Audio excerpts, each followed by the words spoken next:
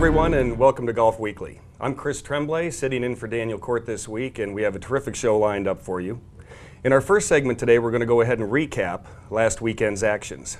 Joining me on this segment is my fellow instructor from the Junior Players Golf Academy and the Island Golf School, Stephen Thomson. Stephen, thank you very much for being here today. Yeah, this will be fun. Just you and I this week. It should be fun.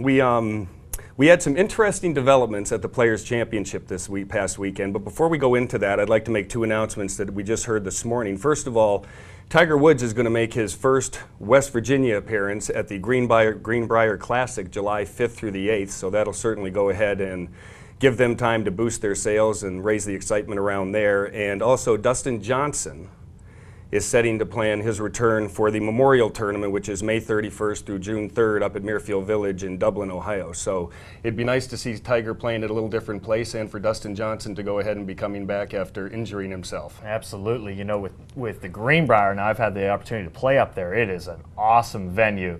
And I predict, you know, a couple of years ago, Stuart Appleby, I believe, shot 59 up there. So it'll be interesting to see the low scores with him there and the boost of fans running around. And Dustin Johnson seems like he's hardly been playing this year. So hopefully get another good American, you know, out there winning some tournaments here again. They've been on a roll here the last 2 weeks. So. They certainly have. And Dustin, for those of you that don't know, he went ahead and injured himself lifting a jet ski out of the water earlier this year. Something, I don't know about you, but I don't really make a practice of that. But it's nice to see him back nonetheless, because he's certainly an exciting player, a long hitter, and somebody who needs to get his game together, because we should certainly use him for the Ryder Cup this year. Absolutely, and I think you know, he'll make an immediate impact. And you know, as far as the Ryder Cup starts kicking up here now, everybody's talking about it. So you know, Dustin Johnson's obviously got to get his name back on the list there. It'll be here before we know it. The Players Championship, exciting event this past weekend. Matt Kuchar, a very deserving champion, is nicknamed the Smiling Assassin. You know, he went ahead and won $1.7 million that he went ahead and put in his fund, and it moved him up to fourth on the money list with just under $3 million. What do you think about his game? It's very solid. You know, you talk about a player that, you know, hit rock bottom and then sat there and gave himself some goals and realized, you know, here's what we have to do to get better. And, you know, he worked real hard on his game. And I saw a stat the other day that out of like the last 60 events, he's finished in the top 25, I think 48 times.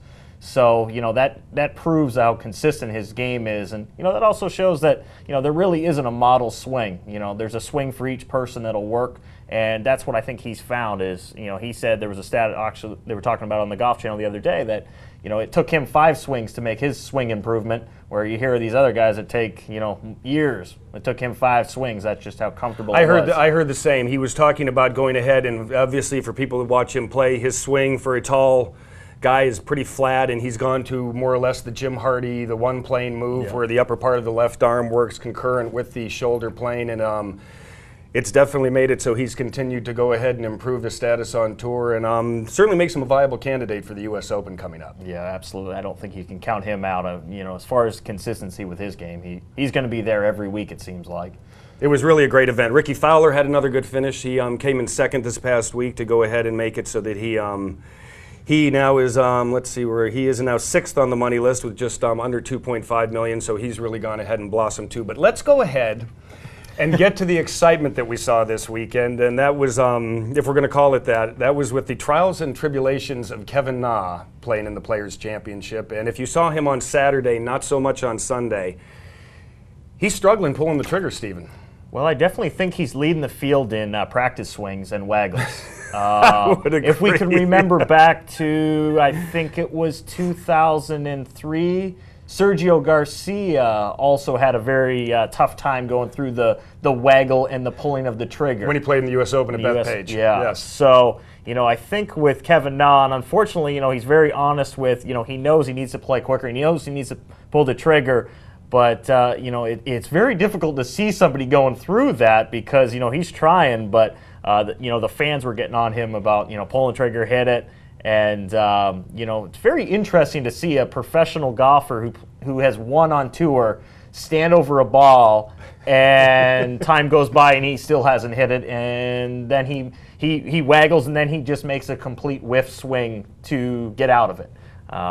You know, I think that shows that golf is a tough sport when you're not comfortable. Well, you know, you go ahead and you watched him play on Saturday, and there were a couple times where he went ahead and actually waggle, waggle, waggle, and then took it back and was going to swing, and he actually pulled up out of it, so to speak, and he was yelling at himself for not being able to go ahead and hit the ball. And it was just, it's obviously one of those things where, for lack of a better term, he might have watched too many versions of the Haney Project with Charles Barkley or something like that. But he, to his credit, at the end of the round on Saturday, he admitted that he's having a tough time with it, that he's trying his best to go ahead and speed up out there, and he's trying to deal with it the best he can. So, it certainly seems as though him being only 28 years old, and you look at him and you say you've seen him out there forever. Well, you have to remember he turned pro at age 17 before his senior year in high school. So he's been out there for quite a while.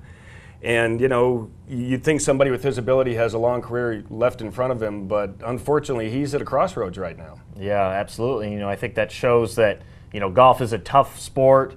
And, he's alluding to the fact that he's working with his coach, and he's just not comfortable. And, a lot of the amateur golfers out there, they're standing there and they say they can't take the swing from the range to the course. You're hearing Tiger every week say, he needs more reps.